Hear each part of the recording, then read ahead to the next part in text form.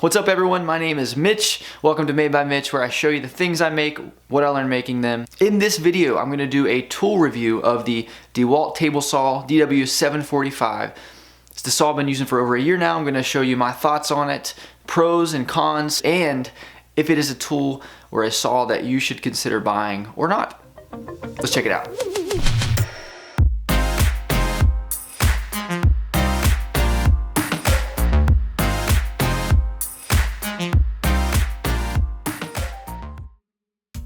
I'm going to talk you through a couple of the features of this saw. I will list all the features down in the description so you can see for yourself. But the first thing is just the on and off switch. It's really easy to disengage if you needed to do that. Right beside that is the wheel to put the blade up and down. The max height of the blade is 3 1/8 of an inch. Right beside that is the lever that you can use to move the angle of the blade. It will go all the way up to 45 degrees. And on the right hand side there is a lever that locks the fence in place. If you disengage that, you can use this wheel on the front to move the fence left and right. It goes all the way to 20 inches on the left side of the blade rip width. And then here's the throat plate to change out the blade. It comes with 2 wrenches to be able to take the blade on and off. It does come with a 24 tooth construction blade, but it's easy to replace it. It is a 10-inch blade. And then to take the riving knife off the back, there's just a small lever you kind of twist and then push, and then it pulls out. Very convenient. Because this is a portable saw, everything stores on the side. So you got your 2 wrenches for the blade, you got your riving knife, and that just stores in with a wing nut, and then you also have a blade guard and then a kickback guard that all stores here on the side, and it's built on a roll cage type of construction. So if you have to move it around a lot, it can handle it. Now moving on to the fence. This fence is really easy to remove. In case you need to do any larger cuts without a fence, you can do that, and then it just snaps right back in place. You can adjust how far away from the blade this is. Also, the storage for the push stick is right there on the back of it. Another cool thing is when this fence is pushed out beyond the table, this little arm swings down to extend it a little bit to give you a flat surface. And that's the basics of this saw. So let's talk about the pros and cons of this table saw. When I was first in the market a couple years ago to get a table saw, I really didn't know what I was looking for. I didn't have a big budget, and so this is kind of where I landed. So a couple of the pros of this saw is that it is really small, condensed, and it's light. If you have to move your saw around the shop a lot, which I do, that is a plus. It's also really lightweight and it's extremely powerful. The first time I used this, I was really surprised how much power it had. There's only been one time where I've had a little bit of trouble. I was cutting through a pretty thick piece of oak, and other than that, it's been really strong. It's been strong enough to handle anything I've put through it thus far. Another pro I would say this saw has is the dust port on the back. These things can make quite a mess, and I have a small dust collection system that I can just plug the hose right in the back of, and it makes it a lot nicer, so that definitely is a plus. And the last thing that is a big pro is the price. This saw comes in at a very good price point. I haven't been around saws that long, but I know that for what you get with this saw, it comes in at a great price. So now let's talk about a couple cons with this saw, and the first one right up front is the 20-inch max rip width.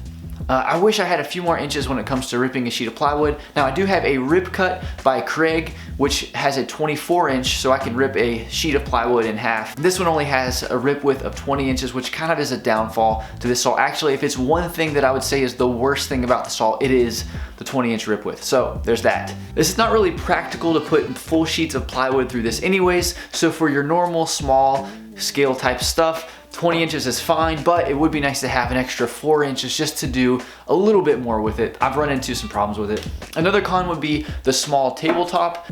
I wish it was a little bit larger so that I could do some more things or have a way to expand it out. Now I think Dewalt has another model that does just that, but for this one that is a con in my opinion. Another con could be the fact that this is so light. Now it's great that it's light because if you have to be really portable with it, but I have this in my wood shop. So I have it on a base and I have casters and I have locks on the casters. Now if I'm trying to push a piece of wood through it that's giving me a hard time, the saw wants to move a little bit. And now I have it drilled down to my base, so it's not moving from the base, but it wants to roll, it wants to kind of give a little bit because it's so light.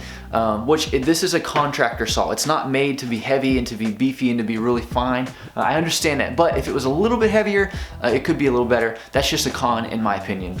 Another con, in my opinion, would be the fence. Now the fence just isn't that rigid. It's really easy to take on and off, but it just seems like it's not extremely accurate, although you can adjust it a little bit with an Allen wrench. I just feel like it's not the greatest quality. And then the last con that I have for this, although this thing is extremely powerful, I feel like when you flip it on initially, it has a surge of power. I don't know if it's a lot of torque or a lot of initial power to get the blade going.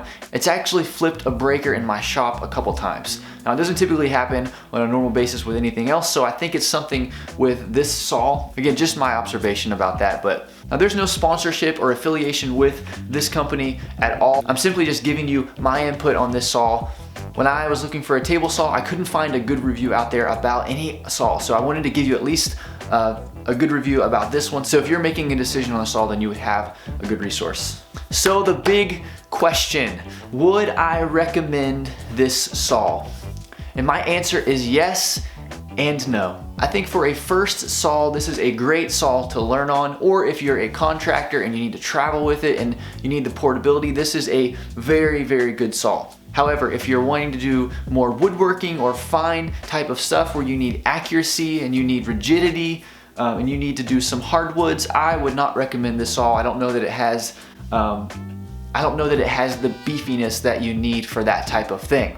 I know that's kind of a weird answer, but depending on what you are using this for is what I would recommend for this saw. It's a good saw. It's been a great saw for me. I'm probably gonna upgrade very soon, but that's what I would say as far as my recommendation. I'm gonna link a couple videos right here of some projects I've used this saw for, just so you can get a feel for how I've used it. But leave me some feedback in the comments below if you liked this review or if it helped you. But thanks for watching. We'll see you in the next project.